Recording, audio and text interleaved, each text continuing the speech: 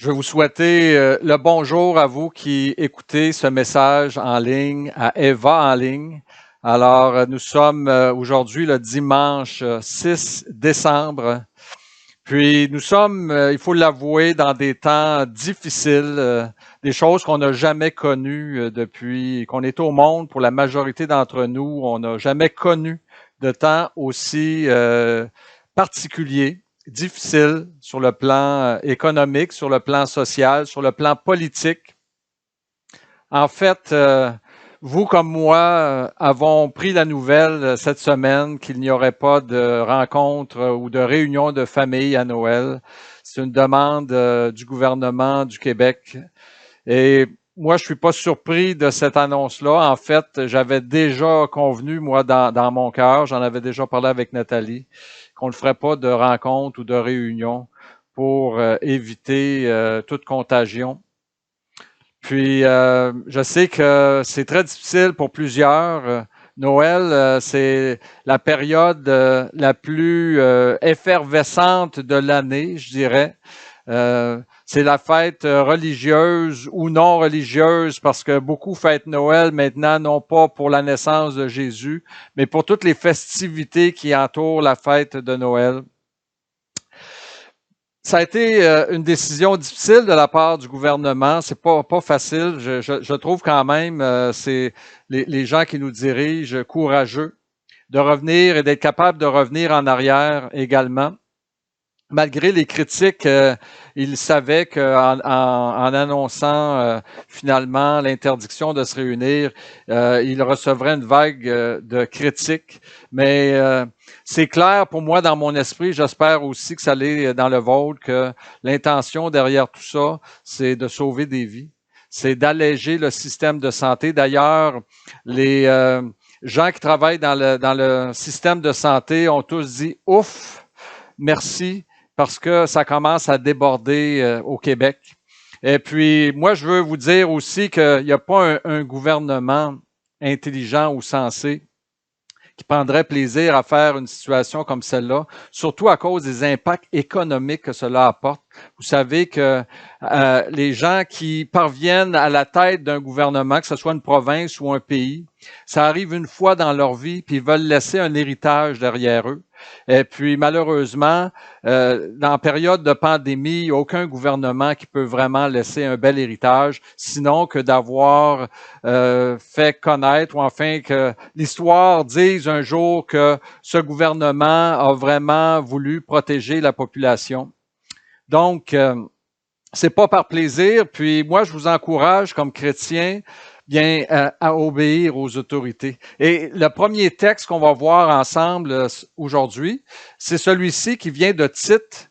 Je trouve une petite perle écrite dans un petit Tite, un petit épître ou une petite lettre qui était adressée à un homme qui s'appelle Tite et qui avait été laissé sur l'île de Crète pour en fait mettre de l'ordre dans les églises parce que déjà à l'époque, il commençait à y avoir des faux docteurs, des loups ravisseurs, des hommes qui déviaient complètement de la vérité et qui entraînaient les disciples après eux. Alors, Paul a laissé Tite, a demandé à Tite d'aller en Crète et puis d'aider les églises là-bas qui étaient aux prises avec toutes sortes de problèmes. Puis donc, il est dit au chapitre 3, versets 1 à 3, Paul dit ceci, « Rappelle-leur de se soumettre aux magistrats et aux autorités, de leur obéir, d'être prêt pour toute bonne œuvre ou d'être prêt pour toute œuvre bonne. » Je trouve que ce simple verset s'applique tellement bien à nous aujourd'hui. Et Paul continue en disant « De ne calomnier personne, d'être pacifique, conciliant, plein de douceur envers tous les hommes. Nous aussi, en effet, nous étions autrefois comme eux. » Et là, Paul, c'est la version second 21, Paul dit ceci, « Autrefois, nous étions stupides, rebelles, égarés, esclaves de toutes sortes de passions et de plaisirs. Nous vivions dans la méchanceté et dans l'envie. Nous étions odieux, et nous nous détestions les uns les autres. L'an dernier, on a fait, dans ma famille, moi et Nathalie et Paul, 5 réunions pour le temps des fêtes. Il y a eu une première réunion de l'Église Vie aujourd'hui au centre communautaire. Cette année, il n'y aura pas de souper de Noël. Toujours un bon moment à mes yeux, à mon point de vue, même si c'est beaucoup de travail dans l'organisation. Également, nous avons eu, comme on fait toujours à chaque année, nous ici, on fait le 31 décembre, on fait un souper avec les frères et sœurs qui sont disponibles. Et puis, on termine l'année en beauté, en communion fraternelle, dans la prière. Et puis, on prie ensemble également pour l'année qui vient. Et également, nous avons eu 3 réunions de famille du côté de Nathalie et de mon côté. Donc, en quelques jours, c'est beaucoup d'activités. Cette année, il n'y aura rien de tout ça. Et puis, oui, moi, ça m'affecte. On est des créatures sociales. Il n'est pas bon pour l'homme qu'il soit seul. Puis cette année, ben, ce qu'on nous demande, c'est de rester confinés à la maison, de faire les choses simplement en famille, dans notre bulle, pour éviter la propagation du COVID-19, du coronavirus. La bonne nouvelle, puis il faut regarder les bonnes choses, c'est que le vaccin va commencer à être administré dans plusieurs pays à partir de la semaine prochaine et ça va venir également pour le Canada. Et puis, on espère que dans quelques mois, on va être capable de voir la lumière au bout du tunnel puis qu'on va connaître des jours meilleurs. Je suis convaincu que ces choses vont arriver grâce à nos prières, grâce aux prières de l'Église, où qu'elle soit dans le monde. Je sais que l'Église prie pour le salut des âmes et pour le bien-être de l'humanité. Je veux mentionner également que par rapport à cette pandémie, il y a beaucoup de détresse à venir. Il y en a actuellement de la détresse, mais il y en a encore à venir. Parce que sur le plan économique, c'est difficile. Il y a des entreprises qui ferment leurs portes. On n'a qu'à penser à la restauration. C'est vraiment l'hécatombe dans ce domaine. Et puis, il y a de l'angoisse, il y a de l'anxiété. Moi-même, hier, et ça fait quelques jours que je ressens comme une anxiété, comme une angoisse au-dedans de moi. Puis je me dis, voyons, qu'est-ce que tu as, Marc? Pourquoi est-ce que tu t'angoisses? Puis là, je suis en train de me dire aujourd'hui, j'ai l'impression que Dieu veut que je ressente ce qui se vit dans la société actuellement, de l'angoisse et de l'anxiété. Alors, il faut être attentif aux besoins de ceux qui nous entourent. Et là-dessus, je veux remercier l'Église Vie aujourd'hui pour sa participation à la guignolée. Parce que vous voyez actuellement la photo, c'est Gilbert, Paula, que je veux remercier chaleureusement pour leur aide, pour leur travail, pour leur participation, avec Paul aussi qui est là. Moi, je suis derrière l'appareil photo. Alors, je veux vraiment vous dire merci, Église Vie aujourd'hui. Vous contribuez par vos bonnes œuvres à aider des personnes démunies, en difficulté, qui sont dans l'angoisse et dans l'anxiété, qui manquent de leur nécessaire pour vivre. Et en même temps, ben, vous contribuez à donner une bonne réputation à l'Évangile, parce que vous êtes les porteurs de l'Évangile de Christ. Il nous a été fait un don extraordinaire suite à la venue de Jésus-Christ. Sa mort et sa résurrection nous a valu un cadeau du ciel qui dépasse tout entendement. Avez-vous déjà fait un cadeau au-delà de vos moyens, au-dessus de vos moyens?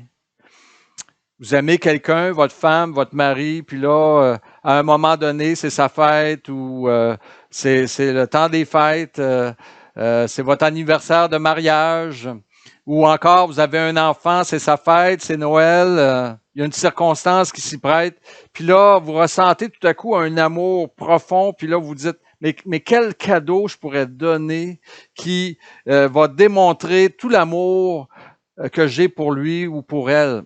Et là, ben, vous trouvez un cadeau, mais là, c'est vraiment un cadeau au-dessus de vos moyens. Je vous encourage pas à faire ça. Je suis pas là pour vous encourager à l'endettement, loin de là. Mais C'est un peu ce qui est arrivé entre Dieu et nous. Dieu nous aime. Dieu nous aime tellement. Dieu nous a tant aimés. Et il veut tellement qu'on sache qu'il nous aime, qu'il nous a donné un cadeau extraordinaire.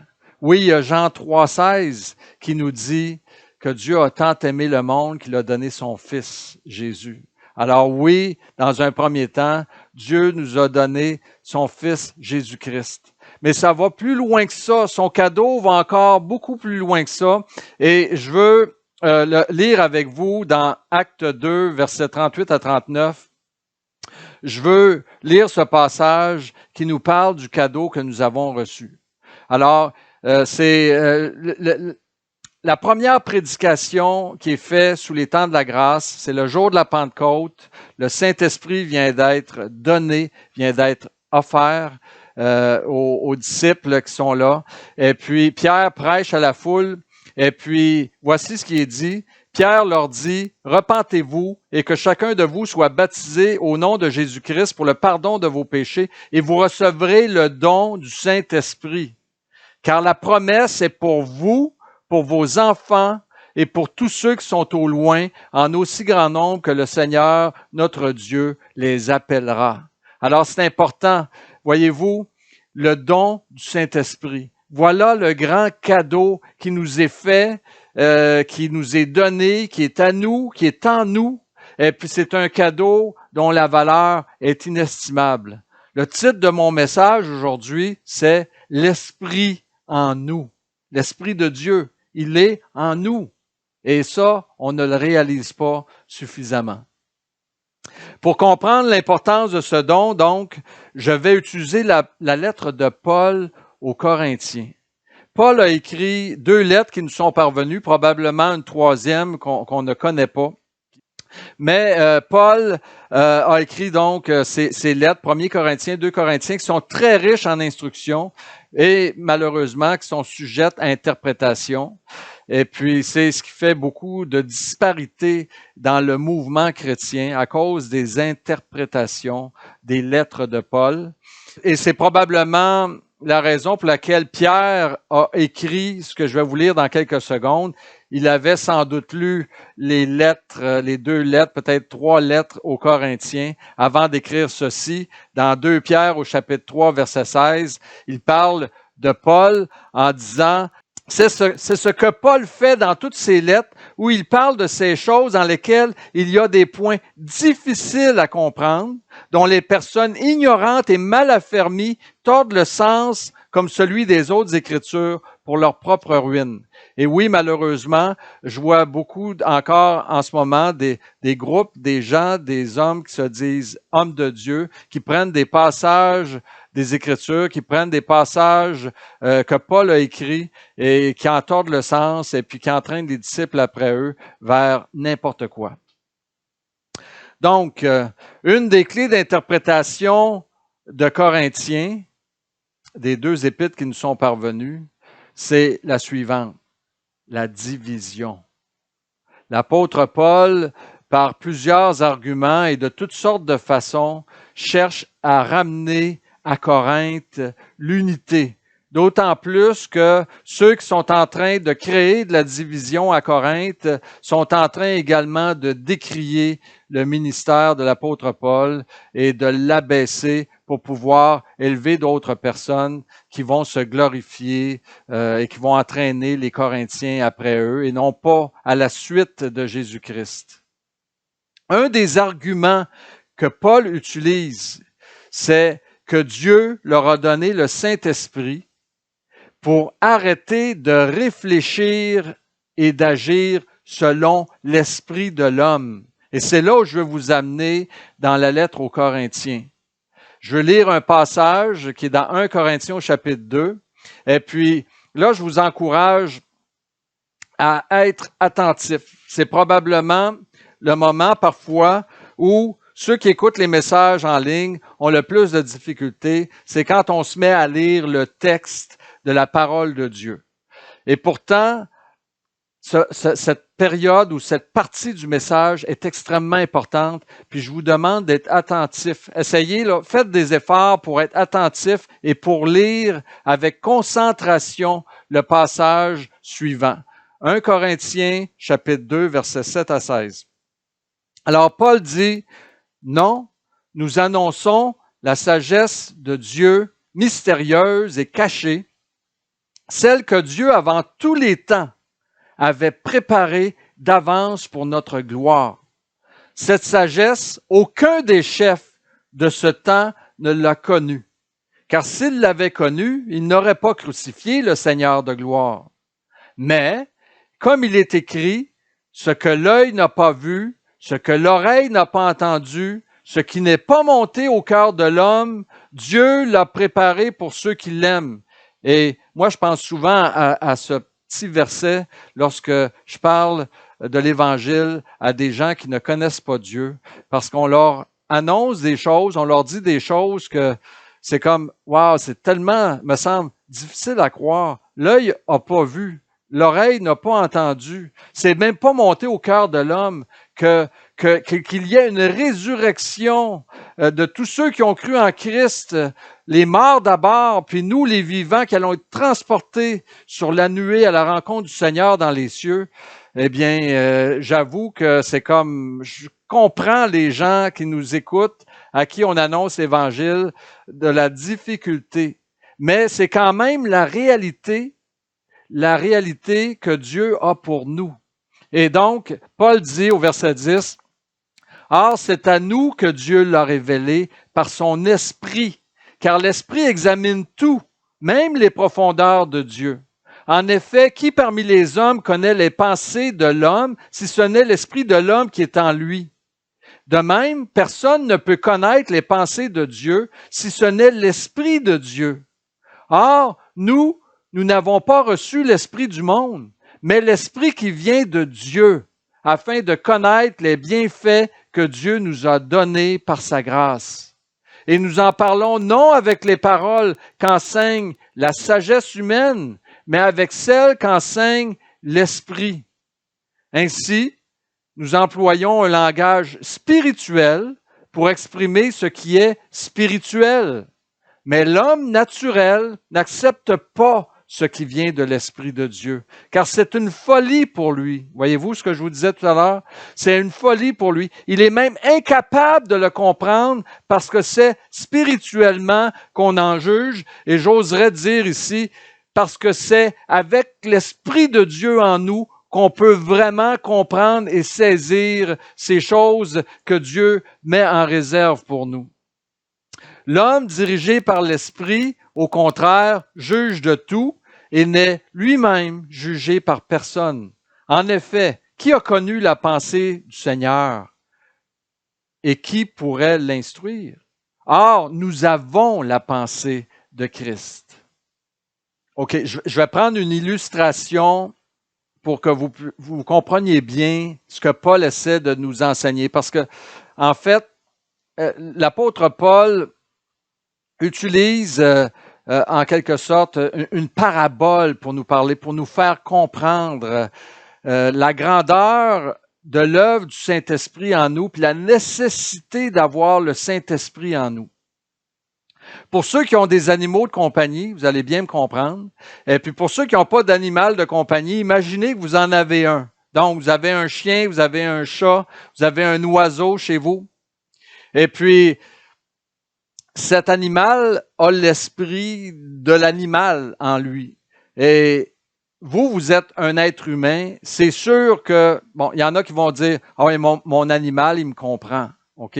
Bon, l'animal peut comprendre que vous êtes le maître, que vous êtes au-dessus de lui. Il peut comprendre que vous êtes la main qui le nourrissait.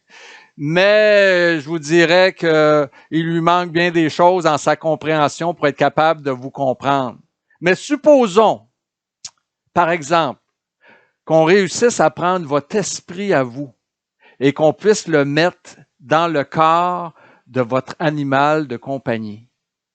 Qu'est-ce qui va arriver? Là, l'animal va dire, « Ah, wow! Hey, là, je te comprends. Ah, c'est pour ça que tu me nourris juste une fois par jour. c'est mieux pour ma santé. Ah, OK, je comprends pourquoi. Toi, tu manges 3 fois par jour. Pourquoi tu pars le matin puis que tu reviens le soir. Voyez-vous, toute son intelligence va s'illuminer, va s'ouvrir et il va avoir une compréhension de qui vous êtes, de ce que vous êtes et de la relation qu'il y a entre vous et l'animal de compagnie. C'est la même chose avec Dieu. Alors, c'est ce que Dieu a fait pour qu'on puisse comprendre Dieu, pour qu'on puisse savoir ce qui se passe, pour qu'on puisse avoir une relation avec lui. Eh bien, Dieu nous a donné son Saint-Esprit. C'est grand. Quand on y pense, là, pensez-y une minute, là. Dieu a donné le Saint-Esprit. Et ce don est un don véritable, c'est un don réel et c'est un don avec une promesse pour tous ceux qui, au loin, géographiquement, dans les générations à venir, vont croire en Jésus-Christ, vont avoir accès à ce don merveilleux. Si vous avez l'Esprit de Dieu, vous lui appartenez. Si vous avez l'Esprit de Dieu, vous êtes saints. Si vous avez l'Esprit de Dieu, vous êtes fils. Et l'Esprit au-dedans de vous confirme que vous êtes fils parce que maintenant vous appelez Dieu Abba, c'est-à-dire Père. Et vous le savez qu'il est votre Père au-dedans de vous. Si vous avez l'Esprit de Dieu, vous êtes transformés. Romains 12, soyez transformés par le renouvellement de l'intelligence. Qui nous transforme? C'est le Saint-Esprit qui nous rend capables de comprendre et qui nous rend capables d'être une autre créature également. Si vous avez l'Esprit de Dieu, vous avez l'espérance, une espérance vivante, une espérance dont vous êtes convaincus parce que lorsque l'Esprit est venu en vous et l'Esprit qui se manifeste en vous, vous le ressentez. Si vous avez l'Esprit de Dieu, vous êtes forts parce que ce n'est pas un esprit de timidité que Dieu nous a donné. Et le mot timidité en grec, en fait, veut dire ce n'est pas un esprit qui va vous garder dans la peur. Ce n'est pas, vous ne serez pas effrayé. C'est pas un esprit de frayeur, mais c'est un esprit de force, de sagesse et d'amour qui nous a été donné. Et je dois avouer que dans cette période difficile, l'Esprit de Dieu est bienvenu pour chacun de ceux qui crient « Seigneur, à l'aide, j'ai besoin de toi ». Et si vous avez l'Esprit de Dieu, vous avez accès à Dieu, vous avez accès au trône de sa grâce parce que vous êtes son fils. Si vous avez l'Esprit de Dieu, vous avez la connaissance et vous vivez en relation avec Dieu. N'est-ce pas merveilleux d'avoir l'Esprit de Dieu? Lorsque Simon, le magicien, dans les Actes des Apôtres, a vu comment l'Esprit transformait les gens, il a demandé à Pierre de pouvoir imposer les mains. En fait, il lui a dit, je vais payer pour avoir cette capacité d'imposer les mains pour que les gens puissent recevoir le Saint-Esprit parce qu'il voyait une transformation évidente. Et je dois vous avouer, pour moi-même, par exemple, quand j'ai reçu le Saint-Esprit, quand je suis né de nouveau, du jour au lendemain, ça n'a pas pris 1 an. En 24 heures, on ne me reconnaissait plus. Je n'avais plus le même langage, je n'avais plus la même façon d'agir, je n'avais plus la même direction, je n'avais plus les mêmes convictions. En 24 heures, ma vie a changé. En 24 heures, c'était possible pour quelqu'un de l'extérieur de voir qu'il y avait quelque chose de nouveau qui se passait dans ma vie. Il y avait une transformation. Et c'est ce que Simon le magicien constatait parce que Philippe est arrivé en faisant des miracles, en guérissant beaucoup de gens. Mais quand Pierre et Jean sont arrivés, qu'ils ont constaté que le Saint-Esprit n'avait pas été reçu, ils ont imposé les mains. Et quand les gens recevaient le Saint-Esprit, là, c'était « wow ». La vie n'est plus pareille maintenant. Là, je comprends. Là, j'ai un lien, j'ai un attachement. Là, il y a une manifestation.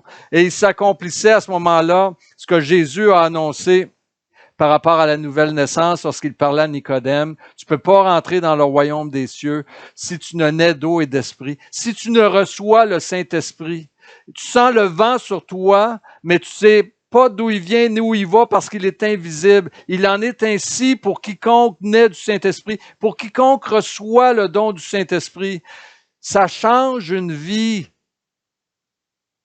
Une des plus belles prières que j'entends chez nous sort de la bouche de mon fils Paul. Et puis, j'aimerais que vous puissiez le constater par vous-même. Allô, Paul? Salut. Est-ce que tu es prêt pour la partie la plus importante du message? Oui. Bien, à toi. Merci Jésus pour la belle journée qu'on commence vraiment. Fais qu'elle puisse bien continuer. Et donne-moi le Saint-Esprit vraiment. Donne le Saint-Esprit à moi et à tous mes frères et sœurs vraiment.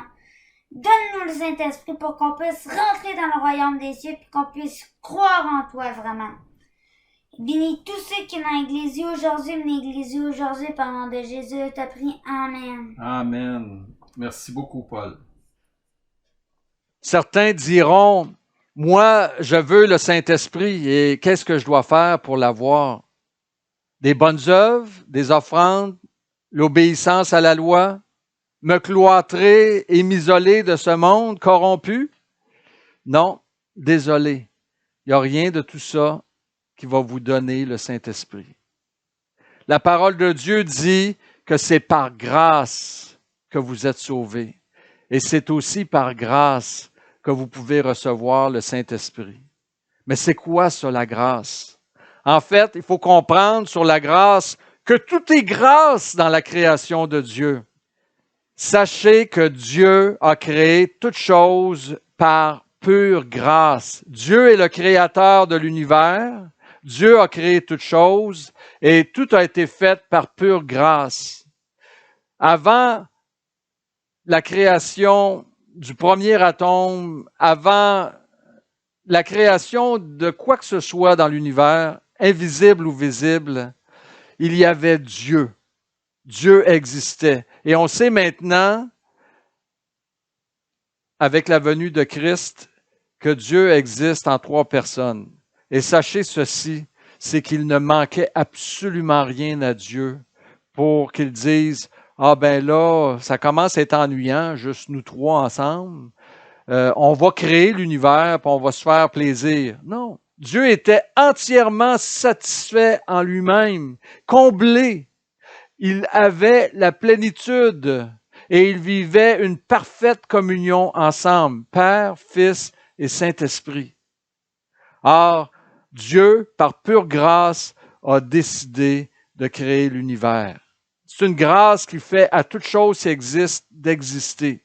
Le monde angélique, le monde invisible, le monde visible, le soleil, les étoiles, la mer, la terre, les animaux terrestres et marins, les arbres et les plantes, l'homme et la femme, la famille, la joie familiale, la société, les gouvernements, toute autorité.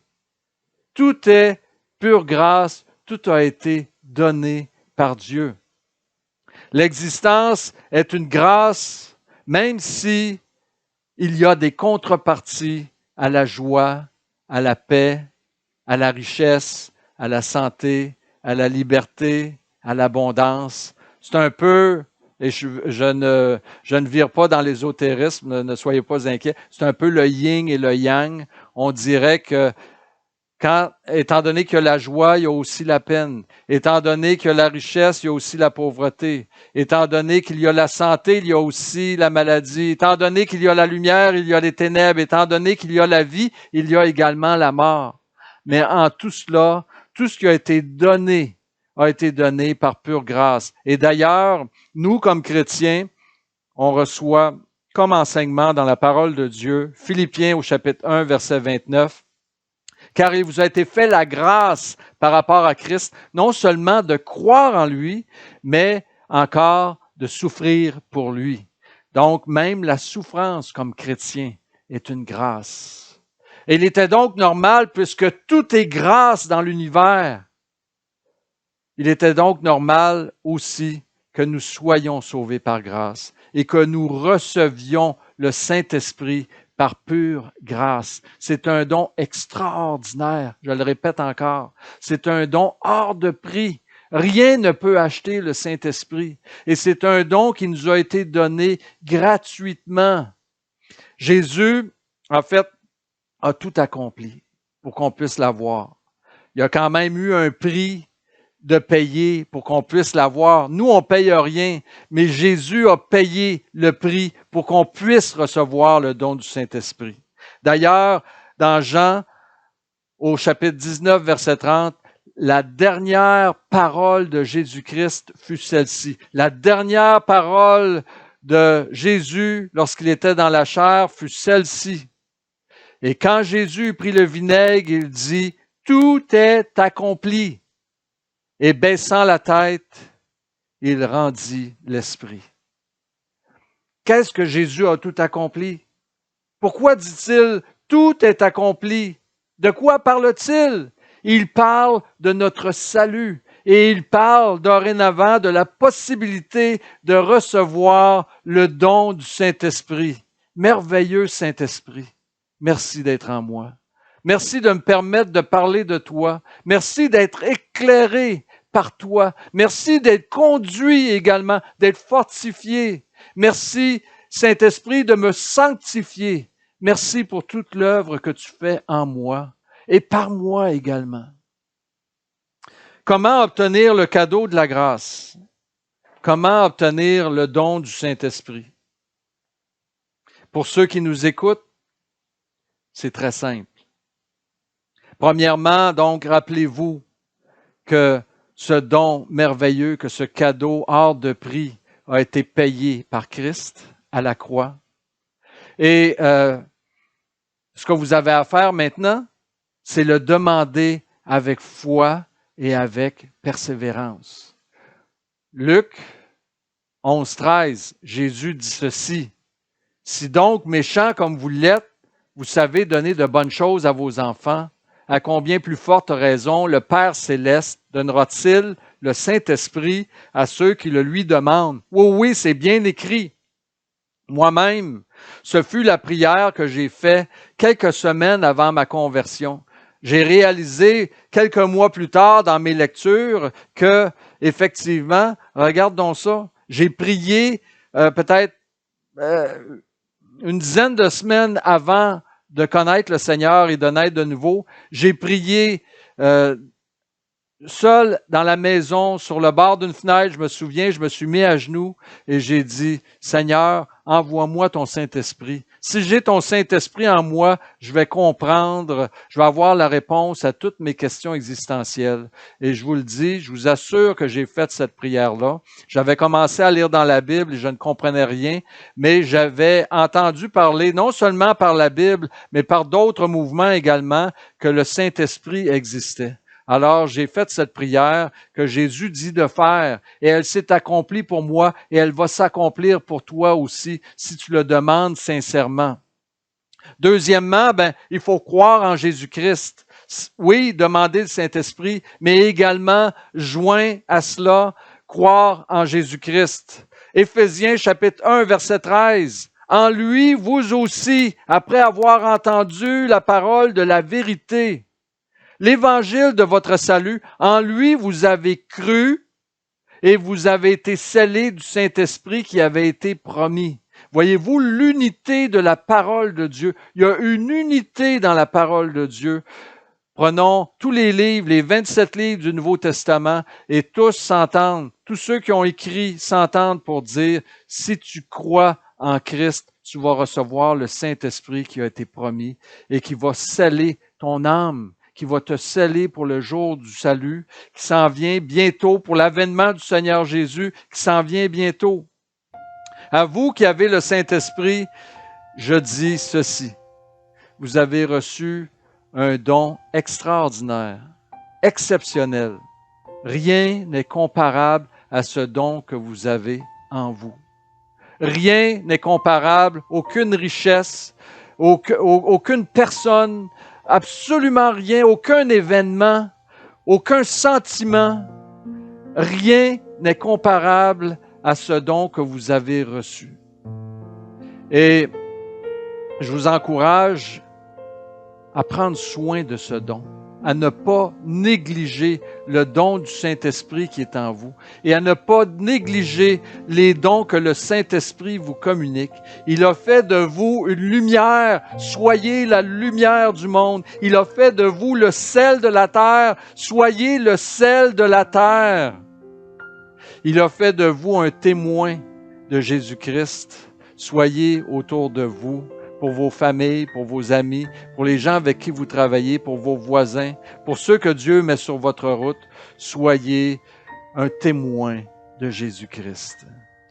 Je rends grâce à Dieu pour le Saint-Esprit qui m'habite. Et en accord avec la prière de Paul tout à l'heure, je prie Dieu que le Saint-Esprit également vous habite pleinement. N'éteignez pas le Saint-Esprit. N'attristez pas le Saint-Esprit, mais permettez-lui de diriger votre vie, de vous gouverner et laissez-vous convaincre et éclairer par lui. Et le Saint-Esprit est discret, le Saint-Esprit est patient, le Saint-Esprit est doux et il est humble. Souvent, il est tellement humble qu'on oublie que nous l'avons en nous. Mais le Saint-Esprit est dans le cœur de tous ceux qui ont cru en Jésus-Christ sincèrement et qui sont nés de nouveau. Face à toute cette pandémie, face à l'avenir, face à l'angoisse, face à l'anxiété, face aux épreuves à venir encore qui vont peut-être être plus terribles que celles que nous vivons actuellement. On ne connaît pas l'avenir. Face à la mort, je me sens en sécurité. Je me sens en paix. Pourquoi? Parce que j'ai le Saint-Esprit au-dedans de moi. Et le Saint-Esprit, c'est comme la main de Dieu qui me tient et qui va me garder. Cette semaine, en lisant le journal régional, je suis tombé sur les rubriques nécrologiques et j'ai vu un ancien voisin qui est décédé subitement il y a à peine 10 jours. Et puis, ça m'a touché beaucoup parce que c'est un homme avec qui j'ai été en relation en tant que voisin. On s'est entraidés l'un l'autre. Je lui ai apporté l'Évangile aussi. Et puis, il est mort subitement à l'âge de 60 ans. Puis, quand on a des gens qu'on connaît qui sont proches de nous, qui décèdent, eh bien, ça nous fait réfléchir à la mort. Ça nous fait réfléchir à l'avenir. Moi, j'ai 61 ans. Je suis encore là, mais pour combien de temps? Mais malgré tout, je suis en paix.